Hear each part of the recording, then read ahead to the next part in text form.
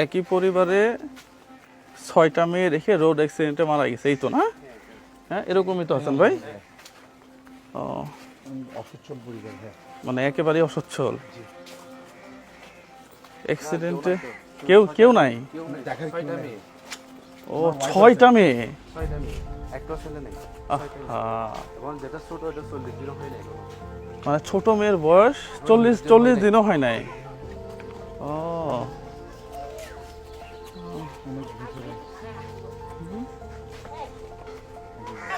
এই ঘর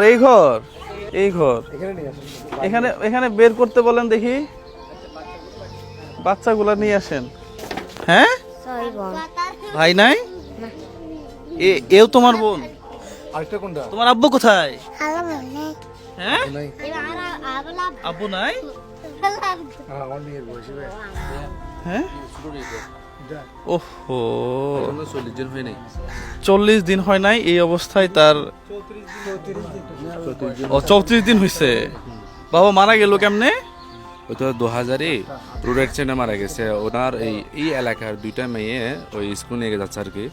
ওখান থেকে আসার পথেই ঠিক মাঝখানে তখন এদিক থেকে গাড়ি একটা আছে আর ওদিক থেকে হানিফ, মাঝখানে কিন্তু ওরাই ডাইরেক্ট ওই জায়গায় মারা গেছে।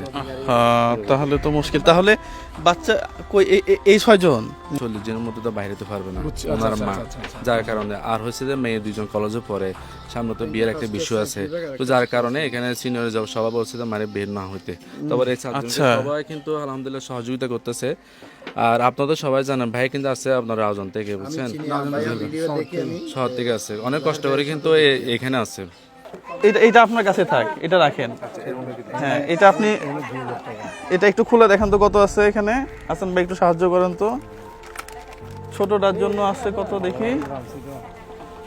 2000 টাকা আছে। হ্যাঁ, এটা ছোটটার জন্য আমি একটু আলাদা করে আনছি যে ওর জামা কাপড় যেন ঠিকঠাক মতো দেওয়া যায়। এর চেয়ে ছোট কোনটা? এর বড় হচ্ছে এটা। আসো। আচ্ছা, ওর জন্য এটা দেখেন তো এখানে কত আছে। খুলে দেখো ভাই, খুলে দেখো, খুলেন। একটু খুলেন। ঠিক আছে এখানে। হ্যাঁ, তুমি কি কিনবা? কি কিনবা তুমি বলো? হ্যাঁ, আচ্ছা, এখানে 2500। হ্যাঁ, এটা ওর কাছে, ওর ঈদের জামা টামা যা লাগে কিনে দিবেন। এরপরে কি আছে? এরপর হচ্ছে এটা। হ্যাঁ, নাও, এটা তোমার। এটা একটু খুলে দেখেন তো।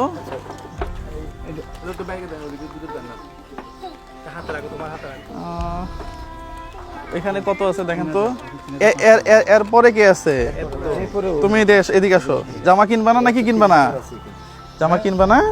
3000 আছে না? এটা কত আছে? 3000। এটা ওর কাছে দেন। বাবার কথা মনে হয়? সত্যি মনে হয়? আচ্ছা, ওরা এখনো ছোট, ওরা এখনো বুঝতেছে না যে মানে একই পরিবারে 6 জন মেয়েকে রেখে বাবা যদি রোড অ্যাক্সিডেন্টে মারা যায়, বাবা কি করতো? রিক্সা চালাইতো। আপনি বোঝেন যে ওনার পরিবারে শুধু একজনই মানে এটা হচ্ছে ওনার বাবা ছিল আর ওনার বাবাই শেষ। এখন কেউ নাই। তাহলে এখন এই সংসারটা চলবে কিভাবে? পরেরটা কে আছে? তুমি আছো না? খুলেন তো এটা খুলেন তো। বলো। আচ্ছা, আর 2 জন আসবে না ক্যামেরার সামনে। ওকে, ফাইন, আমার দরকার নাই। আমাদের মূল উদ্দেশ্য ওনাদেরকে ক্যামেরার সামনে আনা, এটা না। হ্যাঁ, আচ্ছা, ওই ওনার বড় পরিবারে কেউ আছে একজনের জন্য এটা কত আছে দেখেন। খুলেন না। আচ্ছা, আপনি আচ্ছা, উনি হচ্ছে দাদা। আচ্ছা, ওই দাদার হাতে দেন। দাদা না? হ্যাঁ, ওই কই 4000। ওই বড় ছোটটার জন্য 4000 দিয়ে দেন তো ওনাকে। নেন, মেজরটার জন্য 4000। হ্যাঁ, মেজরলা 4000। আর এখানে কত আছে দেখেন তো।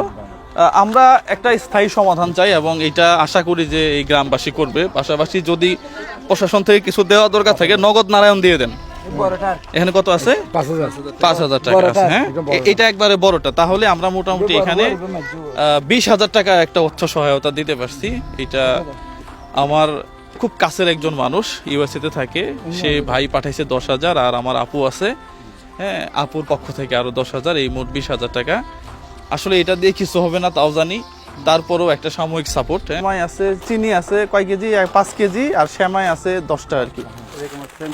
হ্যাঁ এরকম এরকম আছে, হ্যাঁ চিনি সহ, হ্যাঁ হ্যাঁ, এটা এটা এটা এটা দিয়ে দেন। না এটা এটা একটু সমাধান তো আসা লাগবে। আপনারা কি চিন্তা করছেন আসলে? আমরা আসলে এখানে তো গ্রামের মানুষ আছে, এখানে অনেক সংগঠন আছে, অনেক সংগঠন বাদ দেন, আপনার গ্রামের মানুষ কি করছেন সেটা চিন্তা করেন। মানুষ অনেকে চিন্তা করছে যে মানে ও দায়িত্ব নিবে, দায়িত্ব নিয়ে অনেকে অনেকভাবে না, এগুলা এগুলা আমি বলি আসলে আমার এই কাজগুলা করে অভিজ্ঞতা আছে, তো ভিডিও আপনার গ্রামের মানুষও দেখবে। হ্যাঁ এই যে আমরা অনেক সময় ইমোশনালি অনেক কিছু বলে ফেলি। আমি একটু কথা বলি। হ্যাঁ বলেন। কেন হচ্ছে যে আমাদের বিভিন্ন সংগঠন যারা যতটুকু সংগঠন বাদ দেন, সংগঠন না, আপনি এলাকার লোক কি করবেন? দায়িত্বটা হচ্ছে এবার কোনো স্থায়ীভাবে কিছু হয় নাই। ইউনো সাহেব দায়িত্ব নিবে বলছে, চাকরির ব্যবস্থা করে দিবে। আচ্ছা এগুলা চাকরির ব্যবস্থা করলে তো আলহামদুলিল্লাহ, এবং তাকে অবশ্যই সেলুট। কিন্তু যারা কিন্তু ভবিষ্যতে যে অনুসারে পরবর্তী যে অনুসার আসবে তাকেও জানে ইনশিওর করে। শোনেন এটা বাংলাদেশ তো, এক বেটা এয়ারপোর্ট করে যাওয়ার পর আরেক বেটা এসে নাম চেঞ্জ করে ফেলে, ঠিক আছে, ভাঙিয়ে ফেলে। আর ওই ইউনুস সাহেব বলে গেল চাকরি দিবে, আরেকজন এসে চাকরি দিবে, এটা বিশ্বাস করা খুব কঠিন। হ্যাঁ হইলে নগদে দিয়ে দাও, না দিলে দরকার নাই, বুঝছেন? স্থায়ী সমাধান তো লাগবে। এই ফ্যামিলিটা চলবে কিভাবে? পাশাপাশি দেখেন আমার কথা হলো যে কে কি করলো এটা বড় কথা না। আমি তো নাও আসতে পারতাম, আরেকজন নাও আসতে পারতো। এই এলাকাতে 100 ঘর আছে না, 1000 টাকা টাকা দিলেও তো 1 লাখ টাকা হয়। তা আপনি দেন না, আপনি 5000 টাকা দিলে কত টাকা হবে? 5 লাখ টাকা দিয়ে এই মেয়েটা বা এই পরিবার যে কোনো একটা জায়গাতে একটা ব্যবসা করতে পারবে। হ্যাঁ পাশাপাশি কুটির শিল্প যেগুলো আছে সেগুলো করতে পারবে, ঘরে সেলাই মেশিন করতে পারবে। মানে 5000 টাকা হাতে থাকলে অনেক কিছু করা সম্ভব। 5 লাখ টাকা। হ্যাঁ আমরা তো আবার কিছু মনে করি না, আমরা এলাকার মানুষ আবার মসজিদ আর টাইলস লাগানো নিয়ে ব্যস্ত আছি সব জায়গাতেই। হ্যাঁ কেক খাইতে পারতেছে না। আমি জানি আপনার এলাকার মানুষ ভালো, আমি ভাই আমাকে বলছে এটা যে অনেক সাহায্য করছে, অনেক অনেক হেল্প করছে। আমরা আশা করি, হ্যাঁ আমরা আশা করি যে এই ফ্যামিলিটা অন্তত একটা জায়গায় গিয়ে দাঁড়াক। হ্যাঁ পাশাপাশি ওনাদের জন্য যদি একটা স্থায়ী সমাধান সরকার থেকে করে, আমার কাছে মনে হয় যে এটা সবচেয়ে বেস্ট হয়। এটা আমরা দাবি রাখবো আর কি। হাসান ভাই কি বলেন?